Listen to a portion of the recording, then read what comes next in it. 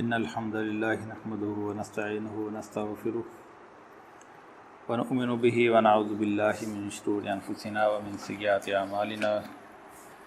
من يهده الله فلا مضل له ومن يضلله فلا هادي له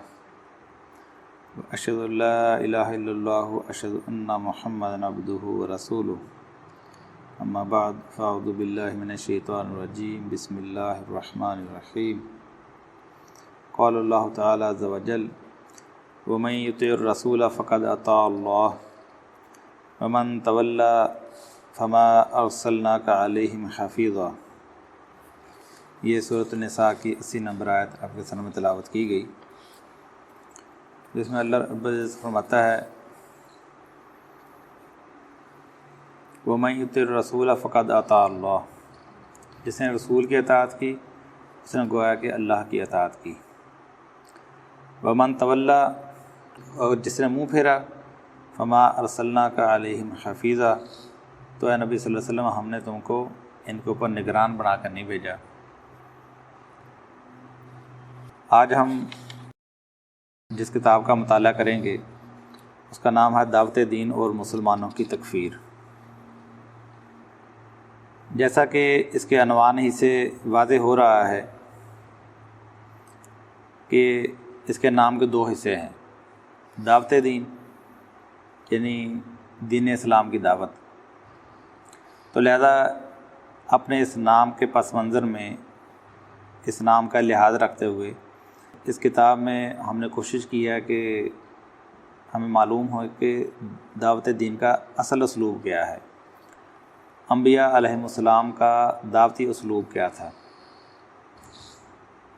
کیونکہ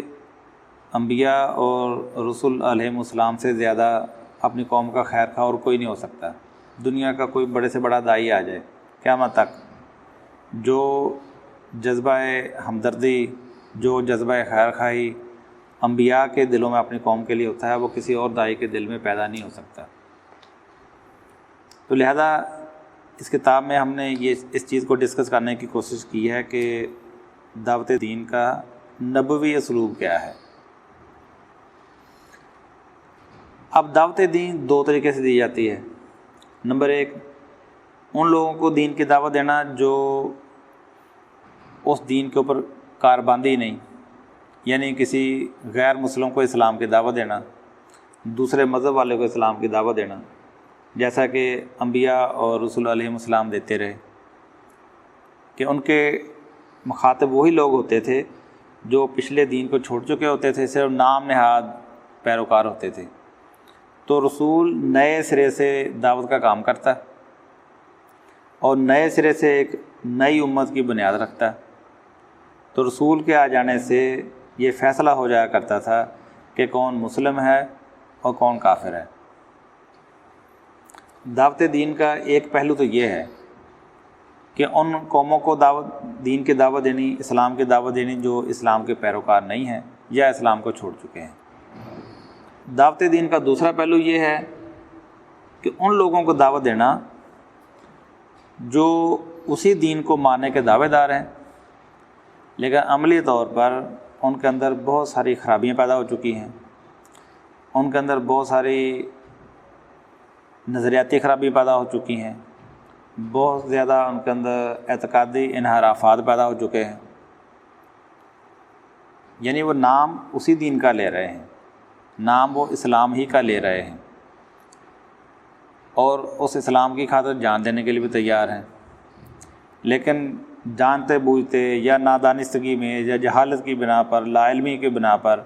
ان کے اندر ایسی خرابیاں پیدا ہو چکی ہیں جو کہ اس دین کی بنیادی تعلیمات کے منافی ہیں۔ ایسے لوگ جو اسلام کے نام لیوا ہیں لیکن اسلام کی تعلیمات سے عملی طور پر منحرف ہیں، تو ان کو دعوت دین دینا، تو یعنی پتہ چلا کہ دعوت دین کے دو پہلو ہیں۔ ایک تو ان لوگوں کو دعوت دین دینا جو اسلام سے باہر لوگ ہیں، جس طرح آج سمجھنے کے لیے آپ سمجھ لیں کہ عیسائی، یہودی، ہندو، بدھ مت، ان کو اسلام کی دعوت دینا۔ جس طرح بہت سارے ایسے لوگ ہیں جو آج انٹرنیشنل سطح پر اسلام کے مبلغ ہیں، ان کا ٹارگٹ یہ ہے کہ ان غیر مسلموں کو اسلام کی دعوت دینا، اسلام سے متعارف کرانا۔ اور دوسرا دعوت دین کا پہلو ہے امت کے اندر رہتے ہوئے کام کرنا، امتیوں کو دین کی خالص تعلیمات پہنچانا۔ تو انہی دو پہلوؤں سے ہم نے اس کتاب کو ترتیب دینے کی کوشش کی ہے کہ دونوں محاذوں پر ایک داعی کے فرائض کیا ہیں، اس کے حدود کیا ہیں، کن حدود کی پاسداری کرتے ہوئے اس نے امت کے اندر اس دعوت کے کام کو لے کر چلنا ہے۔ کتاب کا ٹائٹل کا دوسرا حصہ ہے مسلمانوں کی تکفیر۔ اب بعض لوگوں کو یہ ایک عجیب سی چیز میں نظر آئے گی کہ مسلمانوں کی تکفیر۔ دیکھیں اصل بات یہ ہے کہ مسلمانوں ہی کی تکفیر کی جا رہی ہے آج، کیونکہ جو غیر مسلم ہے وہ تو اپنے آپ کو مسلمان کہلاتے ہی نہیں، وہ تو خود کہتے ہیں کہ ہم ہندو ہیں، ہم مسیحی ہیں، ہم یہودی ہیں، ہم بدھ مت ہیں۔ وہ تو پورے فخر کے ساتھ اپنے اس دین کے اوپر پابند ہیں، وہ تو اپنے آپ کو مسلمان کہلاتے ہی نہیں۔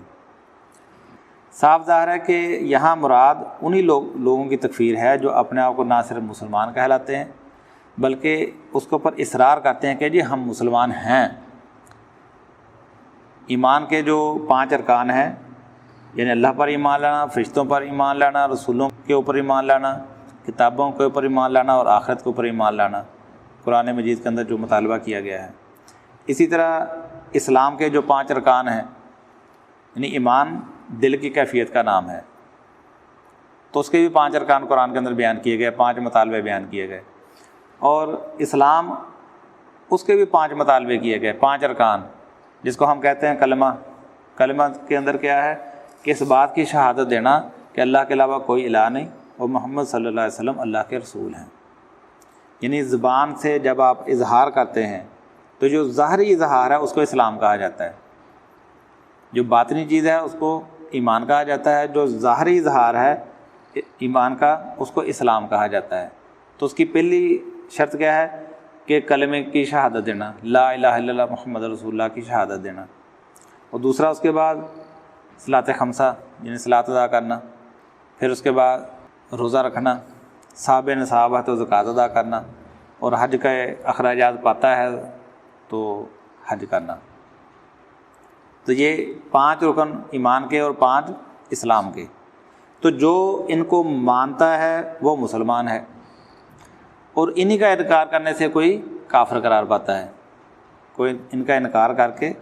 اس کے اوپر ڈٹتا ہے تو وہ کافر قرار پاتا ہے، انہی چیزوں کو مان کے کوئی مسلمان قرار پاتا ہے۔ تو لہذا ایسے مسلمانوں کو کافر قرار دینے کے عمل کو تکفیر کہتے ہیں، کیونکہ بہت ساری تنظیمیں آج اس امت کے اندر موجود ہیں جو مسلمانوں کی تکفیر کرتی ہیں۔ اس کے اسباب کیا ہیں وہ ابھی ہم اس کا جب پیش لفظ پڑھیں گے تو اس میں وہ چیز آ جائے گی کہ اس کے اسباب کیا پیدا ہوئے۔ آیا کہ یہ کام کرنا، اس کام کرنے کا اختیار تھا ان کے پاس؟ کیا قرآن اور حدیث اس بات کی اجازت دیتی ہے ان کو کہ یہ مسلمانوں کی تکفیر کر سکتے ہیں؟ تو ہم اس کو لفظ بلفظ بھی پڑھیں گے، اور جہاں اس کی وضاحت کی ضرورت پیش آئے گی اس کو کھول کے بھی بیان کریں گے۔